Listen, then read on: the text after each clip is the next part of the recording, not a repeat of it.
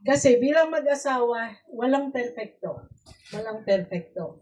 There are times na you don't feel like you love your husband and vice versa. Sinong aamin nun? So love for husband and wife is not a feeling. But this is founded on what the Word of God is saying. Pag may time na makabitaw ka na gusto mong hiwalayan yung asawa mo, ang sikreto lang yan, bakit hindi magpatuloy na maghiwalay ang mag-asawa? It's because you are going back to what the Word of God is saying. Ano ba ang sinasabi ng Word of God? Pag dumating ka sa point na give up na ako, maghiwalay na tayo. Sino nagsabi na nun? Sa kanyang asawa, maghiwalay na lang tayo. Walang aamin. I said, let's go deeper. Let's go deeper. Walang plastikan dito. Sinong nakapagsabi na yon? Ako, nakataas yung kamay ko.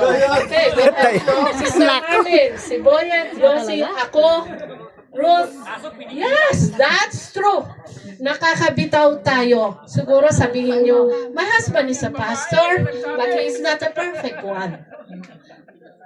Hindi siya perfecto at hindi rin ako perfecto. But ito lang ang masasabi ko.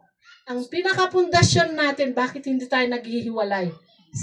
Balikan natin lagi. Ano bang sinasabi ng God? At babalik uli yung fear sa iyo. Kung gagawin ko ito ba ang gusto mo, God?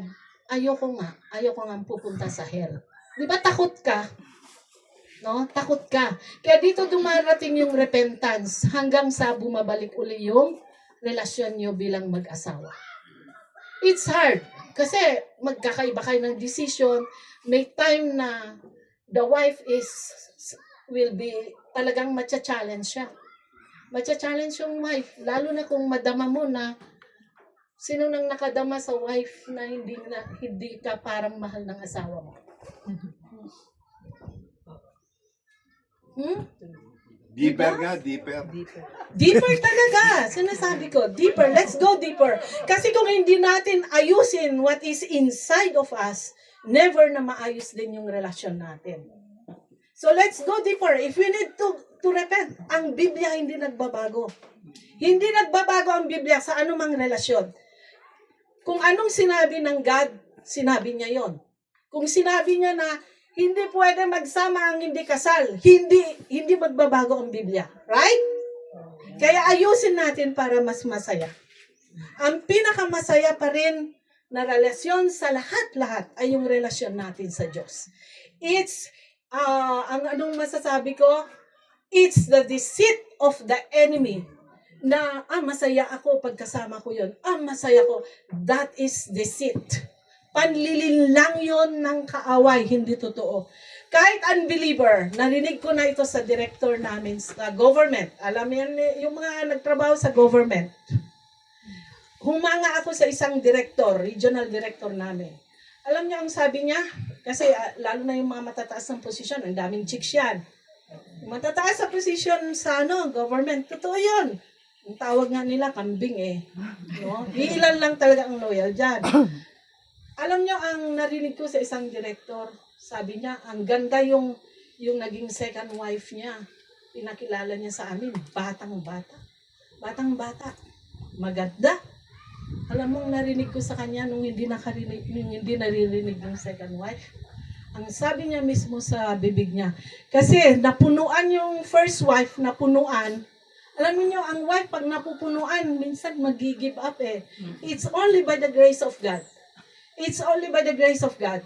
Alam mo, ang sabi niya, unbeliever ito sabi niya, wala pa rin pinakamaganda, kundi yung original. Sino nagsabi niya? Regional director namin. Wala pa rin daw, unbeliever ito walang Kristo. Amen ba mga Kristiyano? Amen! Grabe amen, di ba?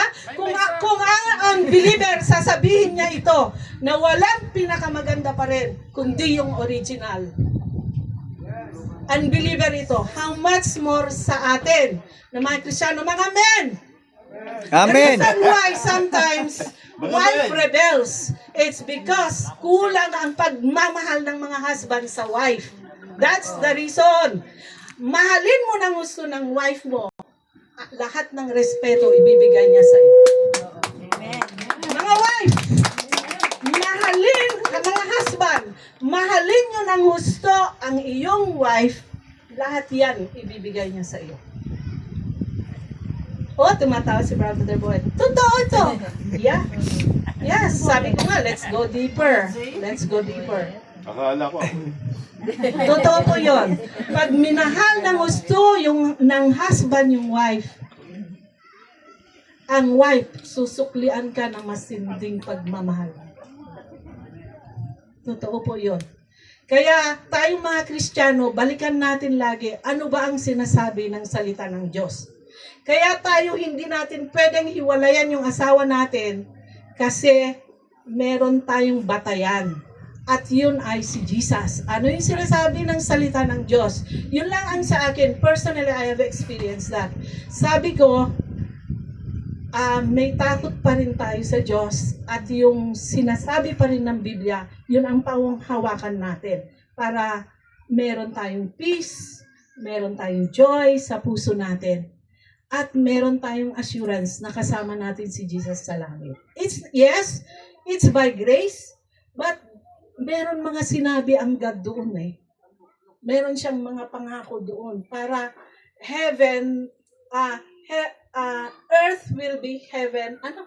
Baliktad ata na. Heaven will be here on earth. Just a glimpse of it. Perfect ang heaven because Jesus is there. But we can also experience a glimpse of heaven here on earth if ayusin natin yung relasyon natin sa Panginoon. So, sa past, if we have failed sa relasyon natin, kahit sa anumang relasyon, hindi lang sa mag-asawa, ayusin natin ito so that we will enjoy life here on earth. We will enjoy our relationship with Jesus. That's the number one. There should be deeper repentance on our part, whatever it is. Ayusin natin yun sa Panginoon so that we know there is peace and joy in our hearts. Again and again, hindi kalooban ng Panginoon na maghiwalay ang mag-asawa no matter what. Amen. Kaya huwag na. Kasi hindi kalooban yun ng God. Amen. Salamat sa Panginoon sa mga napakinggan natin, mga tips, mga paalala, at ang Diyos ay mabuti at ingatan po niya tayo lagi.